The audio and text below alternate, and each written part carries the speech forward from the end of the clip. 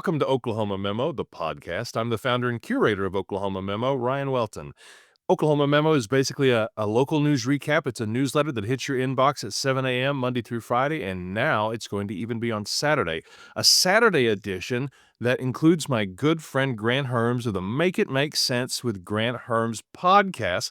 Grant is a national podcaster. He used to work here in the Oklahoma City market, and we've got a lot to talk about today. How are you doing, Grant?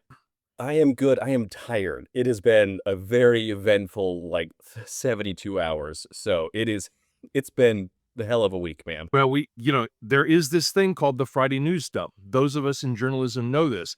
Bad news gets dumped out starting at about 2:30, 3 o'clock in the afternoon Central Time, 3, 4 Eastern Time. But really, this week got going on Sunday, and we didn't get a full week, and all of a sudden we got word that there might be an agreement on the table, one that did come to fruition, and then all of these new developments in the Jeffrey Epstein case. And I understand that they might be connected, and as you do every week, you do such a great job of explaining what this is and what it means. So let's get going. What are you hearing about the reopening? Yeah, let's start with what this deal is. And so technically it's all one big bill, but it is a deal that is in three parts. It's like these little minibus is what they're called instead of omnibus. I mean, like big giant bills. And there's one that totally funds everything through January 30th of next year. So we're going to do this again in, what is that, 10 weeks? I don't know, 70 something days. Not exactly confidence inspiring there either. But there's another one that funds agriculture, veterans affairs, and military construction, and one other thing that I can't remember off the top of my head right now, for a full year. So that means SNAP benefits, anything that is like the military housing instruction, those kinds of things. Those will continue to be funded until fully next year. So we shouldn't run into, in January, the same SNAP benefits problem that we ran into with this most recent shutdown, because that wasn't really a part of the calculus when the shutdown started. It was really about those Affordable Care Act Medicaid subsidies that Democrats have really been pushing for because they expired on November 1st. Those did not make it into this deal. I know you've talked about this on social media and on Oklahoma Memo, but folks who don't know that, because you have busy lives, those things the Democrats were fighting so hard for did not make their way into this deal. What they got was a pinky promise from Senate Majority Leader, South Dakota Senator John Thune, a Republican, obviously Republicans in the majority, to have this vote on ACA subsidies by the second week of December. And that's an interesting timeline for this because it's related to the Epstein stuff that I'll talk about, I think, a little later. But that's what 8 Democrats, 7 Democrats, and 1 independent who caucuses with Democrats, Angus King from Maine, that's what they agreed to do, and the government reopens. It's really interesting to see kind of the back and forth about, did Democrats cave? Did they not cave on this? I talked about this in my show on Tuesday, that both things aren't actually mutually exclusive. It could be that the Democrats gave up the ghost here too soon. Pressure was working on the White House. More Americans than not blamed Republicans and Donald Trump for the pain being caused in the shutdown. That was only getting worse. The president's poll numbers were sinking. The president himself was getting kind of tired with the shutdown, likely because of those things. And so he was trying to get, as we've talked about before, he was trying to get Republicans in the Senate to blow out the filibuster and end that completely and take the Senate nuclear option, as they call it, because he was bored with it. And so he wanted it over. And so, did the Democrats give in too early? Maybe they could have gotten something out of this. We would have gotten real close to Thanksgiving, and maybe that could have put some pressure in places and on people too. So that's one wing of this. But it could also be that Democrats kind of win for losing on this. That what ends up happening is they say, we gave them, as in Republicans, 18 chances or whatever it is to come to the table even to talk about the thing that we want to talk about, which is ACA subsidies. And they said no. They knew the consequences of not extending the subsidies, which is skyrocketing premiums for people who need ACA, Affordable Care Act health insurance, It means that millions of people will lose their health insurance, and just as many people likely will not be able to get back their health insurance. The insurance premiums for the rest of us who are not in the marketplace like that will be also going up starting next month, or starting in 2 months from now in January. And the Democrats can say Republicans know all that, and now whatever happens with your health care bill is on Republicans, and we've got elections coming up. And so did they time this in a way? Were they playing some sort of 4D chess? I don't ever think anybody's ever playing 4D chess. I just don't think so. I do think that maybe there was just kind of a way where Democrats could spin a loss here as a win. And maybe they kind of always knew that. That's a possibility. That's part of their thing. But that's what we get here with this deal. The other thing that I think is really worth talking about is slipped into this deal was a provision that let 8 senators so far retroactively get at least $500,000 in what are called legal fees because they were under investigation by the Department of Justice for their potential involvement in January 6th. And it also allows senators to sue the Department of Justice for being investigated, which is kind of wild. It puts them in a position that is somewhere outside the law in a way that we don't normally think of elected officials being. Not really since Donald Trump becomes president. And what it means is that these senators can use taxpayer money, and potentially some of them could use $1 million of taxpayer money to fund lawsuits against the taxpayer-funded Department of Justice, which will then have to use taxpayer money to defend against these cases that will be overseen by tax-paying judges who are paid by taxes, these senators could then get payouts and settlements with a very friendly Department of Justice right now, using taxpayer money for a thing that was pretty routine investigating. What was happening in the January 6th investigation was that these senators were potentially involved in trying to undermine the 2020 election, or maybe coordinate, in part, the attack on the Capitol. And 3 of them voted not to certify the election, even after everything was said and done. One of them, Ron Johnson from Wisconsin, was talking back and forth with an election-denying activist, and then that person got him forged documents for the state of Wisconsin saying that Donald Trump won, not Joe Biden. And then Ron Johnson, a sitting senator, tried to hand an envelope to the vice president of the United States with forged documents inside it.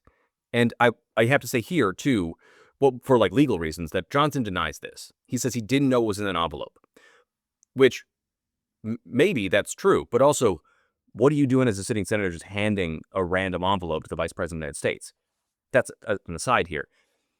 These senators had their phone records downloaded basically or subpoenaed and gotten a hold of by the special prosecutor Jack Smith and the Department of Justice that was looking into whether or not they had any real major involvement in January 6th. And all these senators said it was tantamount to wiretapping.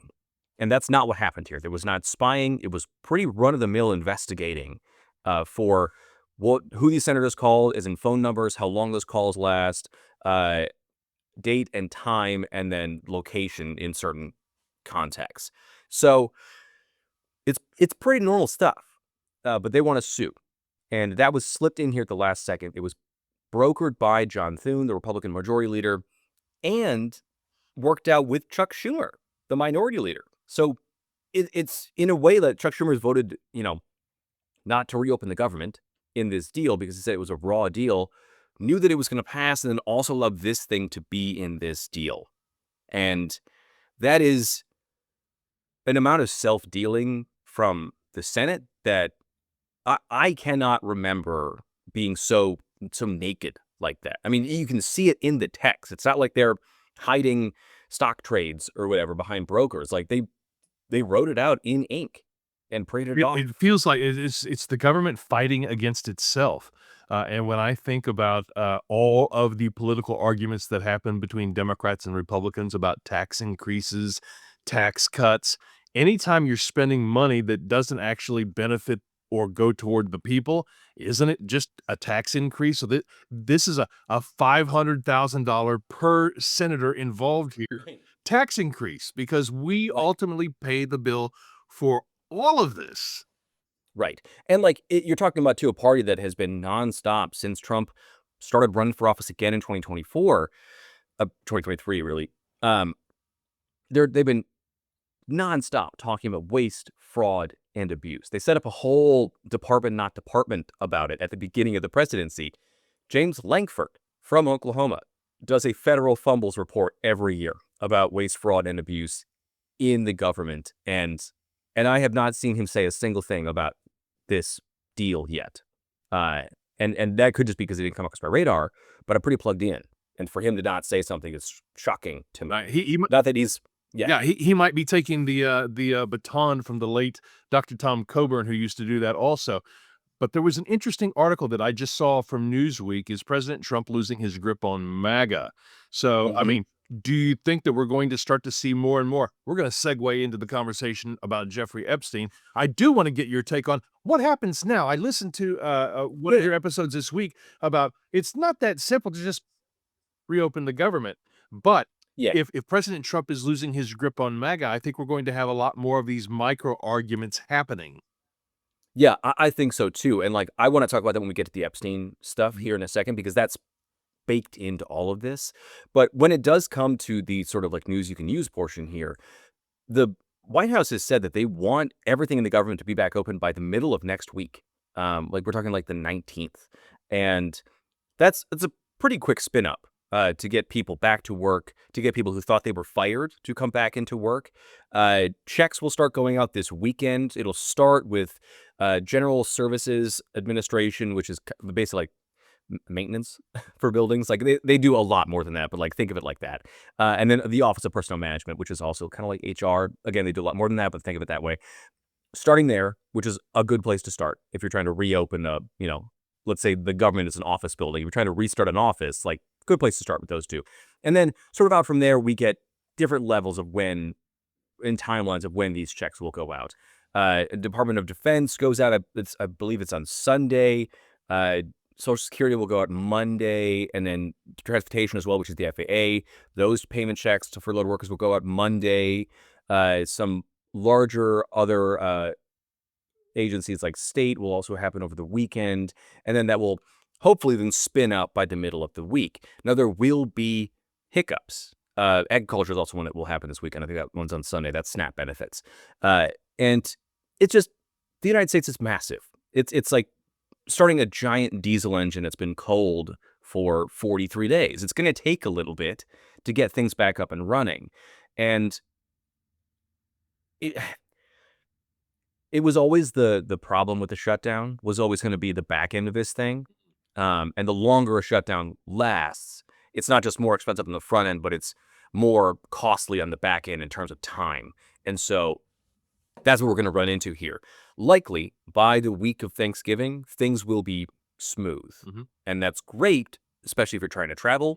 It hopefully means FAA will be back to where it was before the shutdown, which, admittedly, we've talked about this as a nation for the last 4 years, that air traffic controllers and the FAA need a lot of help. But it's not going to be what we saw in the last week, right? We're not going to lose 10% of the flights. So that'll be back. SNAP benefits will go out. States will be able to release those funds. They're not going to have to claw back those things like the president, ordered them to last week. There is an interesting thing there is I don't actually know what happens now to the court cases that are in front of an appellate judge at this moment about whether or not the Trump administration had to fund SNAP during the shutdown. That judge could make a ruling for posterity's sake, for precedent's sake. That judge could also just say, hey, it's moot now. Doesn't matter. Shutdown's over. Case dismissed because, or really what would happen is the government would just move to dismiss that case because the shutdown's over. It doesn't matter anymore. I'm not going to waste your time, judge. And the judge would just dismiss it out of hand. So I don't know what happens to those things. That's kind of a separate thing to keep an eye on. Because if the judge decides to make a ruling on that, because there's an open question of law, that's really interesting and could signal what might have to happen with some other sort of mandatory funding come January 30th. So all those things are kind of happening in tandem. But for the average person, your life should be roughly back to normal, late next week, starting the week of Thanksgiving, most For likely. at least 10 weeks. For at least 10 weeks. For at least 10 weeks. And again, they have worked into this deal that the major things that affect our lives, and a lot of people's lives, especially in Oklahoma, when it comes to things like military bases, those things are funded for the next full year. So we shouldn't have the same problems again. That doesn't mean there isn't going to be a shutdown again. That doesn't mean we're not going to fight over these things again. It just means that the particular kind of fight we just had, we likely aren't going to see again. From a political philosophy perspective, one of the things that I sort of inferred from the argument to begin with relative to things like Project 2025 is that those in the MAGA world really had a desire to use this shutdown to sort of start the process of trimming the government. And I don't really mean trimming the government. I think of Ron Swanson from Parks and Rec, the guy who's working in government who wants to see government gone. Yeah. Yeah. I mean, those folks, those 4,000 or so federal employees who were RIFed, is what it's called, reduction of force, but they were fired during a shutdown. They're all being rehired again. They're all being brought back because that case was also in limbo in court hell somewhere. And they were in this middle space between being fired and not being fired. So they're all brought back. They're getting their furloughed back pay. Also in the back pay for federal employees, this deal also makes it mandatory that they get paid their back pay, which is great. But also, we didn't need that because there was a law on the books from 2019 when that was the last long shutdown, which was also under Donald Trump. And Trump signed into law this thing that said federal workers have to get paid after a shutdown. And the White House was talking in this shutdown about not paying them, so breaking the law that Trump signed, which is a weird thing in itself. But all those folks will come back and will get paid and then are not allowed to be refired once the government is reopened until January 30th. So we could get that whole thing all over again from the Office of Budget and Management, the guy named Russ Vought, who is the head of that, who is if like Ron Swanson was just not a nice guy, basically. Like all the lovable. Yeah, I think Greenwich. Yeah. It's the holiday season. Yeah, exactly. I was gonna say if Ron Swanson is a teddy bear, then Russ Vought is the teddy bear from Five Nights at Freddy's. Right. Like that's the difference here. I have no idea if I'm too old to make that reference, so I have no idea if your listeners are gonna get that. But like Monster Bear, yeah. Well, there's one of the reasons Trump may have been bored of the shutdown, sort of an ADHD sort of situation. However, one of the consequences of Congress getting back in session is that the Arizona representative gets installed, and all of a sudden we're going to have a vote on releasing these Epstein files, which more and more, I'm already wondering who's going to play Woodward, who's going to play Bernstein. We've seen this movie before. I truly believe it. Yeah, it's interesting you bring that up too, because as a comparison, because I think people right now are thinking, when they look at these Epstein files, it's kind of like, how many smoking guns do we need here before, particularly the MAGA base, starts really questioning Donald Trump in about what's in these emails and what's in these things that have been released.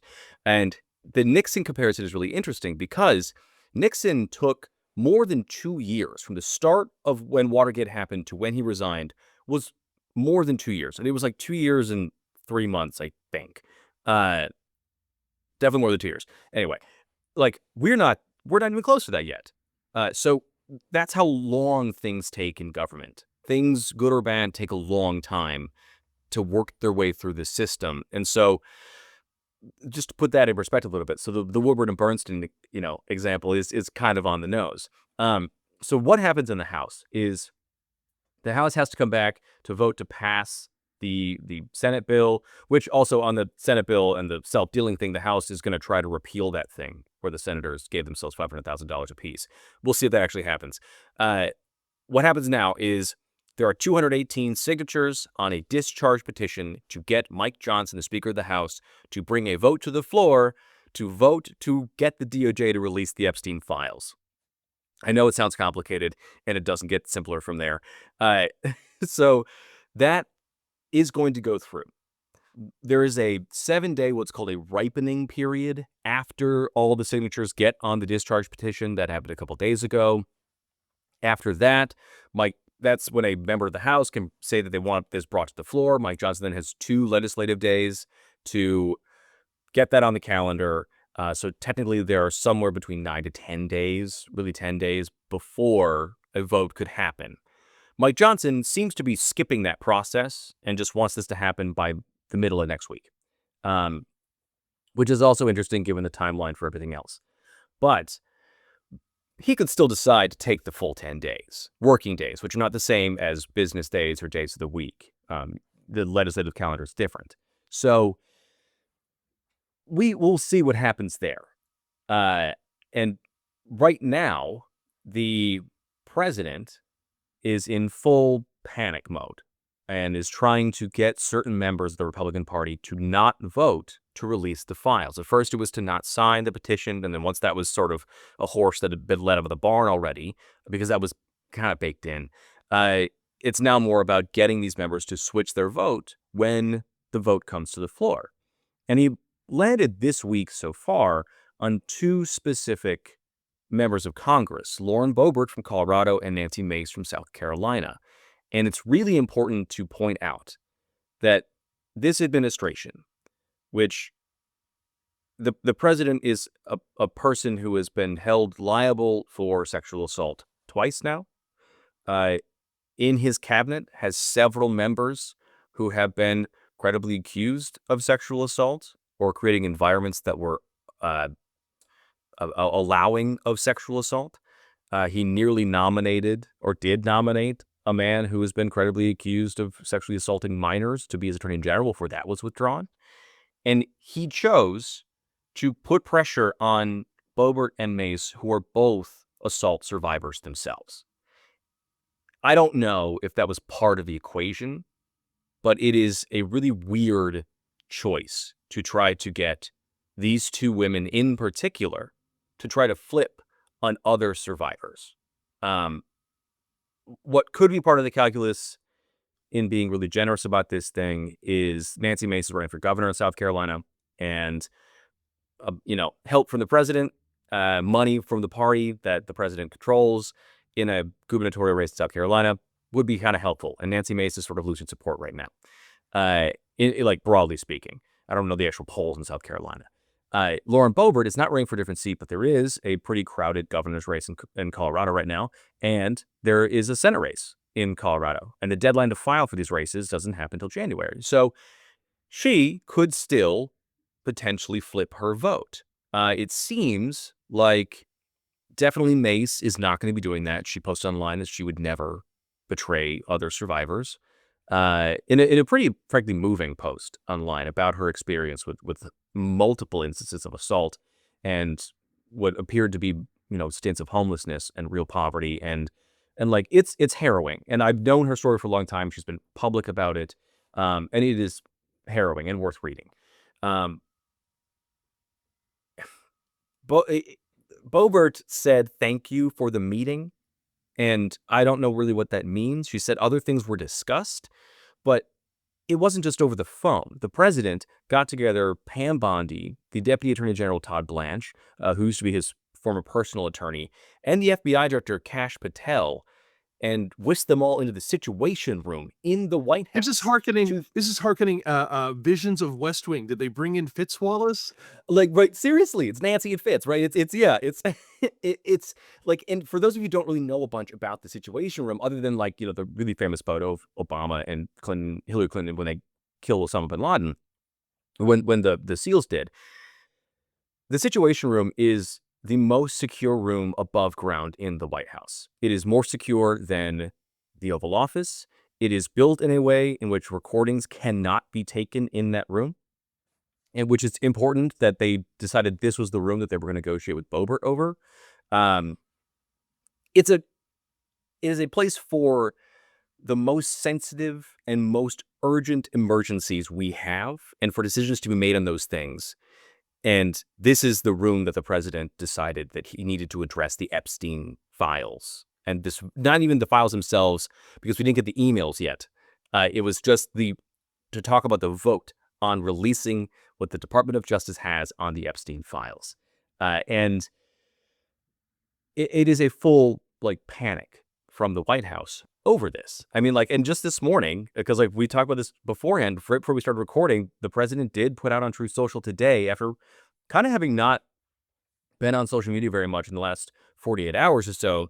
He said the Democrats are doing everything in their withering power to push the Epstein hoax again, which he continues to call this a hoax, and then says despite the DOJ releasing 50,000 pages of documents, I don't know how something can be a hoax and have 50,000 pages of documents that Trump's name is in, but whatever. He said the Democrats are doing this in order to deflect from all their bad policies losses, especially shutdown embarrassment, which is in all caps, where their party is in total disarray and has no idea what to do.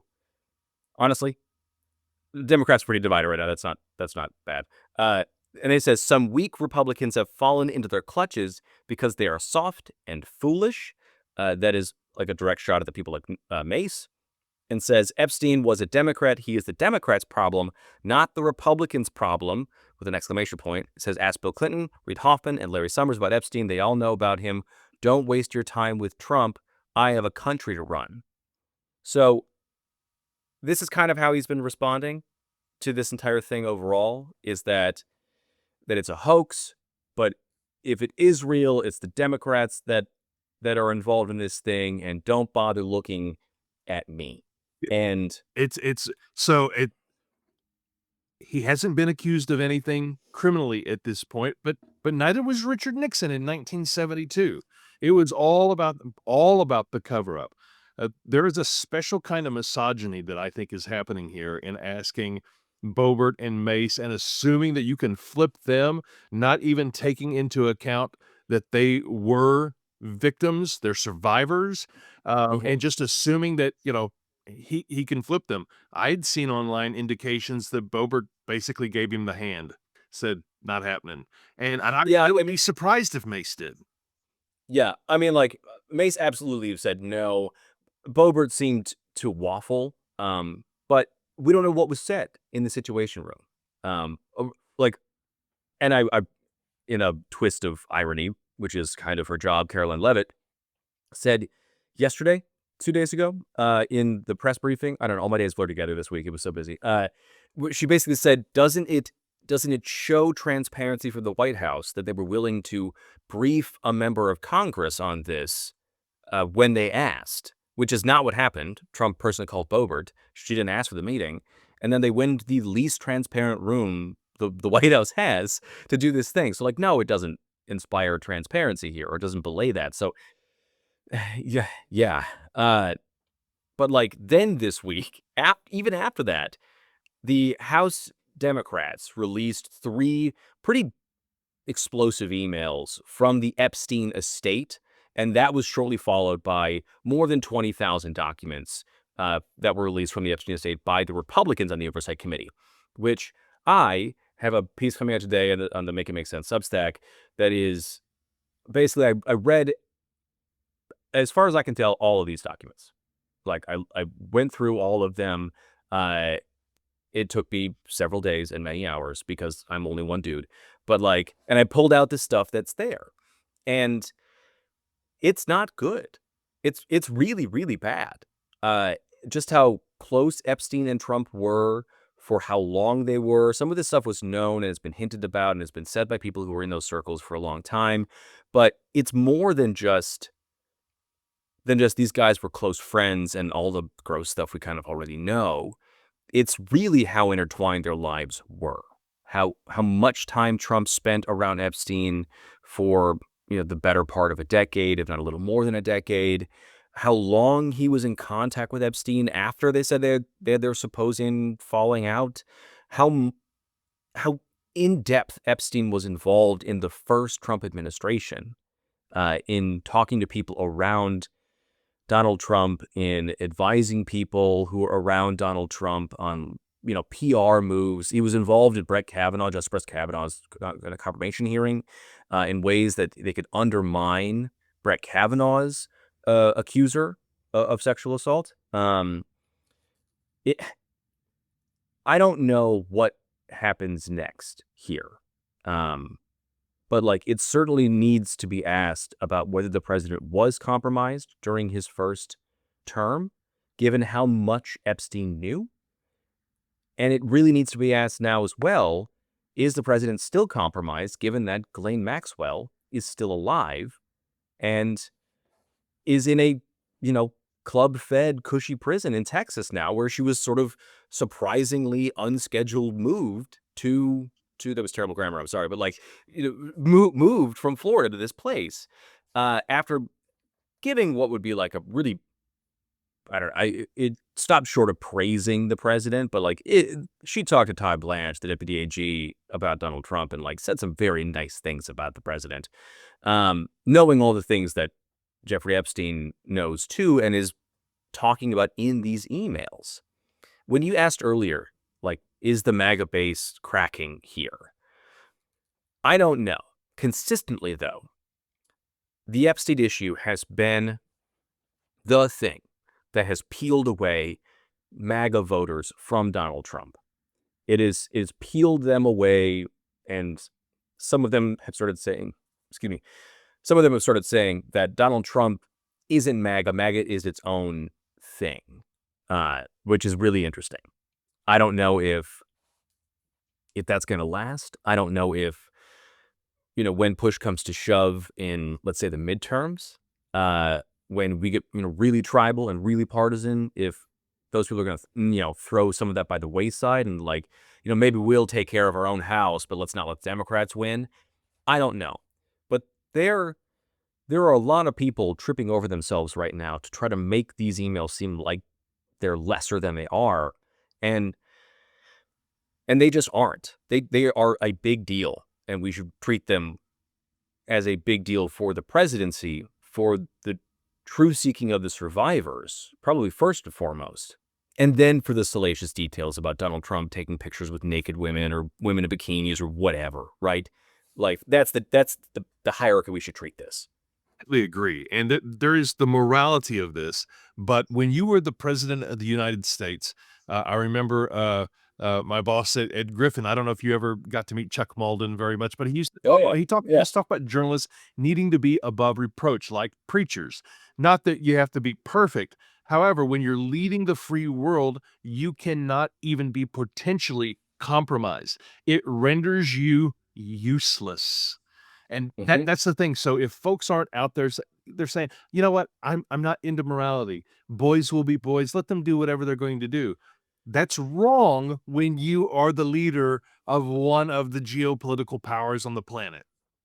Right. And like I think Trump has said before in not so many words or fewer words of this, but like basically people don't understand what Palm Springs was in the late 90s, early 2000s. You just don't get what New York was like back then or whatever. And like, sure, maybe I profoundly disagree, but like, fine. Not fine, but like, that's what he's going to say. And that's not an answer to the question that is, are you compromised? Is there the impropriety here that the Americans should be worried about, that the American public should have concerns about, that potentially somebody sitting in a federal prison right now has a basically blackmail on you? And now, like, what does that mean? And how far does that go? Because that person also knows other people. And like, it's very clear in these emails, and we've noticed for a long time too, that like Epstein and Maxwell were internationally connected. And not just through people like Prince Andrew, but like through a lot of other countries that we would prefer somebody who might have damaging information about the current American president doesn't have access to. So those questions are not being answered right now. And the president refused to take questions about it yesterday on Thursday at an Oval Office thing, which is like not a thing he does. He loves taking questions. He loves doing it from behind the Resolute desk. He does it all the time. He didn't even take it from people who were friendly to him. So I don't know what will happen next here, but this isn't going to go away. At least not the issue. when it comes to actually releasing the DOJ files, the thing that the president panicked about, all this spin up, that may never actually happen. So what has to happen after the House votes on this thing? Let's say it passes, it goes to the Senate, where John Thune is in charge of letting that get to the House or get to the Senate floor. Now, if Thune, knowing that likely this House bill was going to get passed, makes this pinky promise deal to bring up a vote on Affordable Care Act subsidies in mid-December, that's about the time that this bill that passed the House to release the Epstein files would also hit the Senate. And so now he's going to have these two things to bring to Chuck Schumer, Democrats, saying, well, how bad do you want the subsidies? Because we could agree to do that, or we could agree to vote on the Epstein files, but not the subsidies. So that's a gamble here.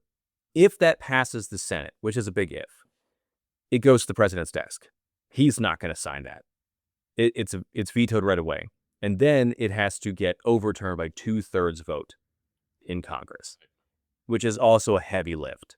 So you're saying that this there's a better chance than not that they never get released. There's a better chance than not they never get released. There is a really good chance that a bunch of Republicans, even next week when this vote hits the House floor, say, hey, listen, the House Oversight Committee has released 20,000 pages plus another 20,000 earlier this year. What more do you want? And it lets them, save face when they go home for the midterms to be like, listen, promises made, promises kept. We released Epstein files. Not the ones we always said we would, but we released Epstein-related files. And then it gives the president cover. So I think there's a better chance than not that this thing never sees the light of day. But it will force Republicans to be on record. It will force the president, if it gets that high, to veto this thing. And a lot of people are going to have to reconcile their votes with that come November. And who knows? Maybe they'll decide that this is just more trouble than it's worth, and they'll run it all the way through. I would tell you, even if you're not running in 2026, Bice, Lucas, Langford, Mullin, Hearn, everybody, you don't want to be the person that said, you know what, I voted to not allow the Epstein files to be released. I don't think that's going to go over well with folks. I don't think so either. I was having a really interesting conversation with a friend of mine a couple days ago, and what he noted was in the 2016 campaign, the thing that just dogged Hillary Clinton among a myriad of other things that were thrown at her, true and false. The one thing that she could not shake was the Iraq War vote. That happened 13 years before she was running for president. And these things that stick so prominently in people's minds, things that most normal people know are wrong and know right from wrong when they see it, those things matter to people. They matter for a long time. There are dozens of politicians who have escaped minor wrongs, but there are big ones, and they just tend to hang around. And if you are a Republican who decides to not vote to release these things after promising to your voters, if you're to break this promise, people are going to remember that. And we've seen that consistently. Like I said before, this is the thing that peels Republican voters away from their most base voting instincts. I would not want to be somebody who is going to run in 2028 for Senate, or run again if and maybe I squeak through in the midterms this time. But man, this is going to follow people. It really will. It's a litmus test. And as we've discussed today, the shutdown, the subsequent reopening, and the release of these files, the Epstein files, it's all intertwined. And that's one of the reasons why I love talking to you, Grant, is because I understand how this is related to that. And it's all part of your podcast and your Substack called Make It Make Sense with Grant Hermes. It comes out several times a week. I want to make sure that folks know where to find you. Where are the best places to find you?